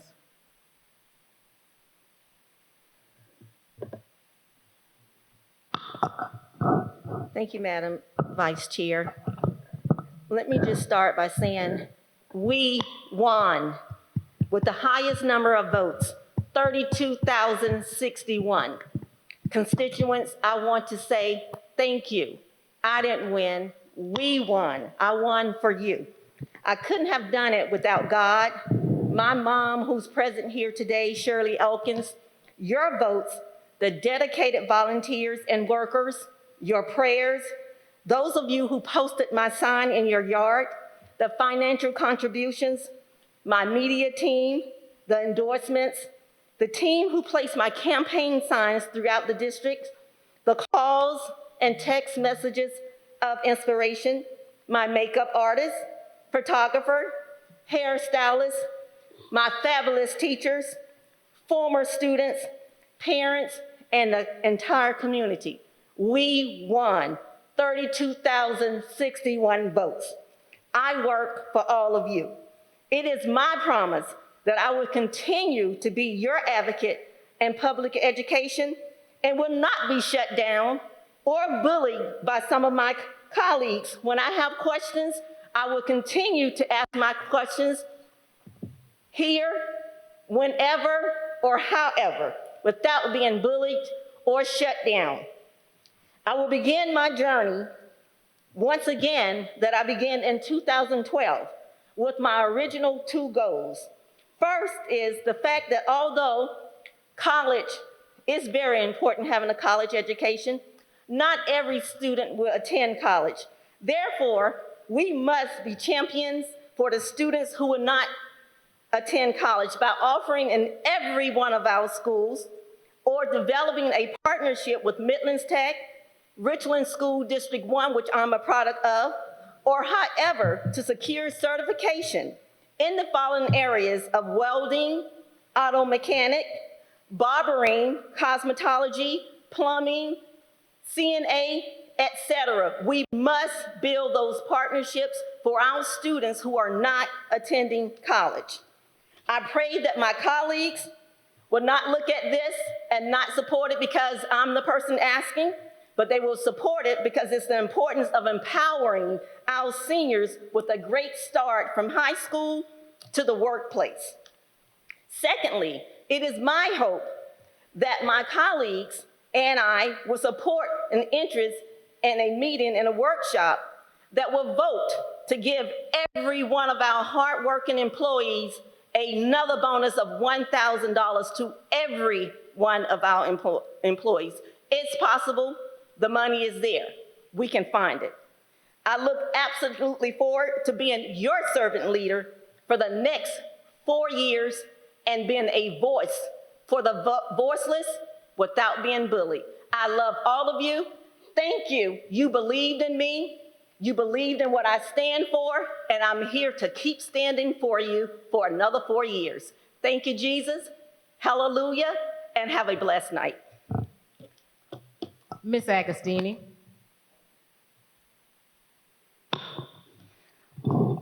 Thank you. And I wanted to thank Mr. Shad for his service the last 4 years. Take this opportunity to also congratulate and welcome Mrs. LaShonda McFadden to the Richland 2 Board of Trustees. A huge thank you to all of those who came to speak tonight in public participation, particularly to our students who are so passionate about their education and their teachers. And I do welcome, even with adult encouragement, our young students. I think that's part of what we're here to do, is to teach our kids to advocate for themselves. So I do, whether they are encouraged by themselves or with adult encouragement, I thank them for their public participation.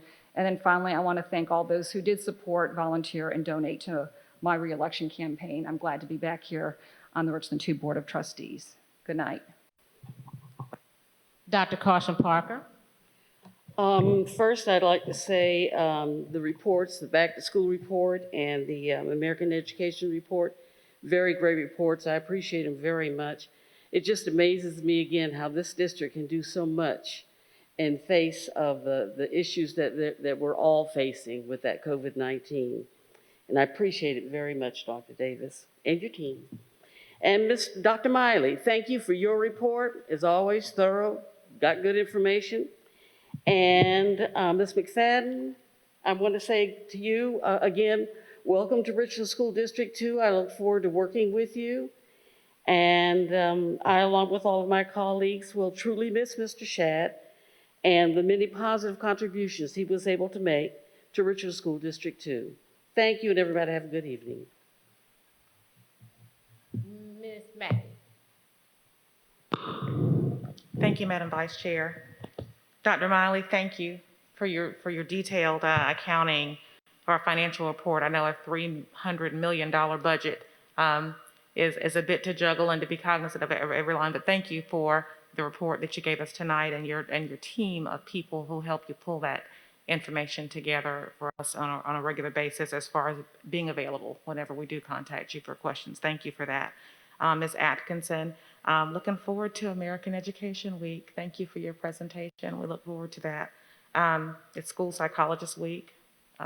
Shout out to our school psychologist, to our outgoing board chair, Mr. Shad. I just wanted to thank him for his service and kindness and professionalism. He had a knack for consensus building and just being very kind and gracious in all that he did. And I certainly appreciate that and wish him well in his future endeavors. Ms. McFadden, we look forward to serving with you. I look forward to working with you. Congratulations and welcome aboard the Richland 2 School Board of Trustees. I know that your experience in the world of education will certainly bode us well. Thank you for that. For the people who chose to be here tonight and to be here to make comments, who are always here, those who have to be here, and those who chose to be here, thank you. Bless you. Y'all stay safe. The people who are watching online, thank you for the courtesy of your time as we make very difficult decisions to educate the students of Richland 2 while also caring for those who are educating them. So thank you all for being here. Y'all have a wonderful evening. Please stay safe. Bless you all. Thank you, Madam Vice Chair. Mr. Manning. Thank you. First off, I want to say I'm going to have to say miss a lot more than I have in the past. So I will definitely miss Mr. Shad. He's the last of the misters around me. Ms. McFadden, we look forward to working with you. Congratulations on your win. Congratulations to Ms. Agostini and to Dr. Elkins on your return to the board. No matter how things shake out, I tell people all the time, you don't understand how hard it is to win a school board seat in Richland 2. With Dr. Elkins' win of 32,000 votes, most of our state senators and no House member comes even close to the number of votes that it takes to get on the Richland 2 school board. So it's there's only a few senators state senators that come close to that. So it is a tough job to run for this board and get a seat. And we do have to represent everybody, which is why I like the at-large component, because we can't just represent one part of the district or a small segment. We have to represent everyone. So again, congratulations to those of you who won. And Mr. Shad will definitely be missed. Madam Vice Chair, you did a fantastic job your first time out of running the meeting. So thank you for your leadership for getting us through this meeting today. It is nice to be back in person, to have folks actually come up to the podium to speak to us. Libby, thank you for running after everybody and keeping things clean. And Ms. McDaniel, thank you for your work. You have a big task to kind of come up, but you're in person and you're doing a fantastic job as well. So look forward to working with you and to the effort that you do behind the scenes to try to keep us all straight. Thank you. Yep. Dr. Elkins, you had something else to add? I did. I wanted to apologize. I forgot to say thank you to Representative Leon Howard for the installation today. Thank you for being a supporter of mine as well as a supporter of Richland School District 2. That's to Representative Leon Howard. Thank you, Madam Vice Chair. Okay, I would first like to say thank you to Mr. Shad for your service. We will truly miss you. But I'd also like to say welcome to Ms. McFadden. Welcome to the board. We are glad to have you. And if there's anything that any of us can do to support you, we're definitely here for you. Also, to everyone that gave a report tonight, thank you so very much. You did a fabulous job. Libby, thank you for jumping up and down with the little wipes all night and wiping everything down for us. I think that there were a lot of, it was very difficult tonight. I was not planning to be serving as the sit-in chair tonight, so please bear with me, charge it to my head and not my heart if there were any mistakes made. But I'd like to just say briefly, I appreciate that everybody has worked collectively. And also, oh, let me say this too. Congratulations to Dr. Elkins and Ms. Agostini for your return back to the board. Your numbers were fabulous, and we appreciate that you let us know that. Also, in light of that, I do want to say this to the general public. I want it to be perfectly clear to everyone that is listening that you have a board collectively and not just individually that works hard to make sure that your concerns are addressed. We also want to make sure that the things that you find necessary to move students in the district forward are not individual, they are collective. Many of us share the same ideas of career and tech. Many of us have voiced that. Many of us share the same idea of diversity. Many of us have voiced that. We all vocalize our individual differences in different ways, but I think it's important for us to realize that it does not matter who brings it to the table. It only matters what the results are for the children. And know that if each individual person up here has supported the plans. There has been no individual crusades of anyone. This is a collective up here, and no individual board member can make decisions just themselves. One of the lessons that students learn in classes are that you have to be a team player and work collectively in order to get things done. Many employers will not employ you if you cannot work within a group. So we have to be a body that works together, that may not always agree, but we have to be mindful that no one person is a crusader and no one person is a leader, but we are a collective. And there have been collective thoughts from everyone on this board that is sitting that has made positive and said positive directions for this board to go in. I just wanted to say that and let you all know that we take this job very seriously. And I think that also additionally, we have to understand that our hearts bleed, and I thank Mr. Manning for some of your earlier comments. Our heart bleeds for everyone that we cannot always accommodate. But I think sometimes, the general public forgets that there are legal issues that go behind heart issues. And we are running a district, and we have to sometimes make the hard decisions for the legal aspect, not from the heart aspect. Because if we make all decisions based on a heart aspect, then you will be saying that we'll bankrupt the district because we'll be flooded with lawsuits. We have to treat everyone, every teacher, every student with the same compassion. And I know and I know people get emotional, but you remember the seat that we're sitting in. We are charged with looking out not just for one specific group or one specific group of teachers, students, or parents. We are charged with looking out for the entire district. And that includes legalistic issues that can arise if we do not do so. So I wanted to say that, and with that, I'll turn it over to Dr. Davis. Thank you, Madam Vice Chair, the members of the board, and to our community that's viewing and those of you that are with us. Today, we opened up the parking lot of the students on the student side of R2I2 for DHEC to offer free COVID-19 testing. The testing will be offered through December the 30th, Monday through Saturday from 10 a.m. to 4 p.m. Test results will be available within 48 hours. I had an opportunity to speak with them today, and they said between 24 hours and 48 hours. So please pass the word that we are partnering and working with DHEC and the public library to offer free COVID-19 testing with results being back in 24 to 48 hours. Monday through Saturday from 10 a.m. to 4 p.m. There's really no excuse for individuals within our community to have easy access to rapid testing. So please encourage those that you know, if you have not been tested, to please come and get tested as soon as possible. For more information, you're welcome to call 864-445-2141. As winter approaches, Richland 2 is preparing for its season of choice. The district will host a virtual choice fair that will provide families with information on schools and centers. The virtual choice fair is December the 1st for elementary schools and December the 2nd for middle and high schools. The times will be from 5 to 7 p.m. on both days. Please register to participate in the virtual choice fair on the district's website at richland2.org/choice.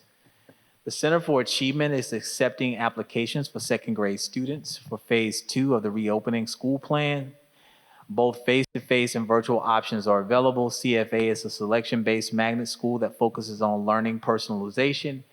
An extended day model is also offered to provide content enrichment and art-based opportunities. More details are on the website. A new media forensics technique used by Richland Northeast High School's graduates led to an interesting discovery. Alums Mary Gracie Boyce and Scotty Moore are enrolled in the Creative Inquiry Research class at Clemson University. They have been analyzing media artifacts and conversations centered on the 2020 presidential election. Boyce and Moore discovered with their classmates that an account sent out a tweet with erroneous information. This account and others like it were linked to Iran and believed to have been established for the purpose of interfering with the U.S. presidential election. Boyce says every week they learn new techniques to detect suspicious accounts and learn more about them. Boyce graduated from Richland Northeast High School in 2019 and Moore in 2020. So we definitely have Richland 2 students doing phenomenal things while they're off in college. 4 students from Ridgeview High School's student-to-student team have been selected for the class of 2020 class of the Francis Hasselbean Student Leadership Program. The program was established by the Military Child Education Coalition and offers select students an intensive leadership building experience. Seniors Jaden Graham Martin and Naomi Hurst, junior Justin Colin Rodriguez, and freshman LaDavia Terry will spend time talking with influential leaders, sharing ideas and challenges, and participating in team building activities led by West Point faculty. Ridgeview High School counselor Ann Burley is the team sponsor. And Richland County Association of Educational Office Professionals has named Bridge Creek Elementary School Principal Kristen Eubanks as 2021 Educational Administrator of the Year. The county award will be presented to her at the annual RACOP Gala in the spring. She is also in the running for the state honor. I've had an opportunity to, the last couple of board meetings, listen to and read over several items that have been brought to my attention as superintendent, shared by a very emphatic, energetic, and supportive public, which I applaud. Their advocacy, particularly for their favorite teachers. And I envy you. And I know envy is probably not the most appropriate, but I envy you, because I too have students in this district, and they also have classes with these teachers, or have had classes with these teachers. I started as an assistant administrator at Spring Valley High School in 1999 and served as an assistant principal as well, and as principal. So in many of the individuals that we have discussed, I either was a part of their hiring process or have helped them develop as teachers in one way, shape, form, or another. So I know them personally. I need for people to understand that. I've been invested in this school district since 1999. Most of my professional career has been dedicated to the service of this school district. I have educated, like many of you, all of my children have been educated in this district or continue to be educated in this district. A niece has been educated or is being educated in this district. My spouse has committed her career to this district. We are invested in this community, just like many of you, and we are invested in our schools. And so I envy you and your ability to advocate for one school or your ability to advocate for one teacher or even a set of teachers. I have a tremendous, or we as an administrative team have a tremendous responsibility. We have to advocate for all students and all teachers. All of our teachers are valuable to us. And every situation is looked at with the same lens of value and importance. So whether you teach, as I stated last time, AP Calculus or AP Physics, or you are the aide in the classroom that assists the teachers with changing the diaper of a student, you are as valuable to this administration, you are as valuable to this school district as anyone else. Your title does not give you any more value or any less value to us. They all are important. And we must continue to work together to find the best solutions for our school district. I assure you that in many of the cases that have been stated or in emails, and this is to our community, many cases have been stated in emails or in letters, you don't have the full story. You don't have access to the same information that I have access to. And you don't have to weigh those things against the greater good of the entire school district. It is a privilege to be able to only look at how a decision impacts you only. That is a privilege. I am guilty of doing that from time to time myself. But in this role, I cannot do that. I have to look at each decision and how the collective decisions or the issues and how it impacts the entire organization. But that's the burden of leadership, and I accept that burden. I never have ever prayed for a lighter load. I've only prayed for a stronger back and a stiffer neck to carry the load that has been placed upon my shoulders to carry as the superintendent of this school district. And during COVID-19, I don't know of anyone else who has experience leading through this pandemic. No one has led through a pandemic. And if there's someone that has, please identify that person for me that can share the blueprint of how this is done.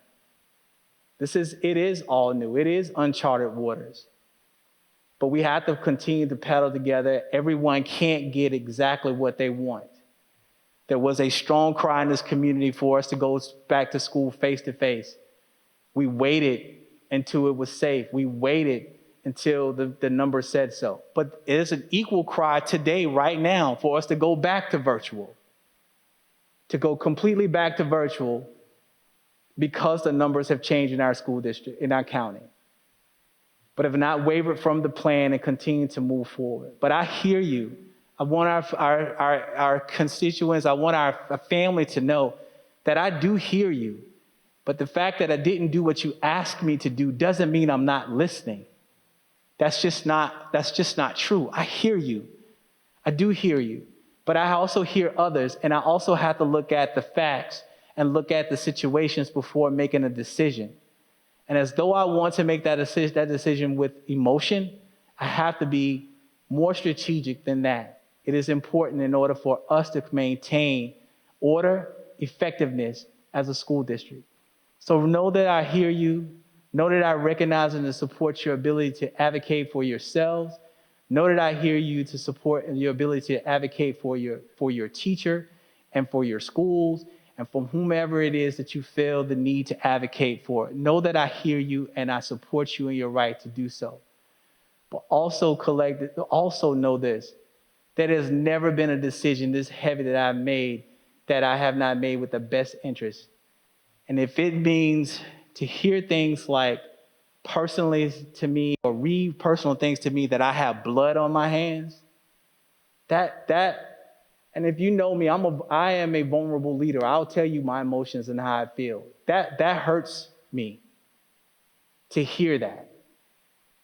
That hurts me to hear that you think that someone would think that I would make a decision that would purposely hurt another person. I've never made a decision like that in my entire life. That bothers me. Because when we were in phase one and every school district around us required their teachers to report back to work on the first day of school, we were the only school district that gave that as an option to our teachers. To give them an option of how to take care of their children, to figure out a way so that they can continue to work from home and put their children in daycare and childcare services. And to stand firm under the scrutiny and the pressure of continuing to hold out, even from those parents who wanted us to go back face-to-face, from the governor's office that wanted us to go back face-to-face, from the state superintendent's office that wanted us to go back to face-to-face. And we said that we were going to stay in phase one until our numbers change. And when the numbers changed, we moved into our second phase. But I don't ever want you all to believe that decisions were made from this office, at this administration, or from me in some sort of callous, hurtful manner. Just recognize, just remember that. I appreciate you all. I continue to say that I love you all, and sometimes families disagree. But know that the decisions that I make are the decisions I feel that is best for this family. Thank you. Thank you, Dr. Davis. At this time, there's no need for executive session 2, so we're going to skip down to adjournment. Do I have a motion for adjournment? Madam Chair, I move we adjourn. Second. Okay, can y'all just wait a minute till I get it out of my mouth? Just messing with you. Moved and seconded. Any discussion? Okay, y'all ready to go home? Okay, let's take the vote. We'll do a hand vote. Thank you all and have a great evening.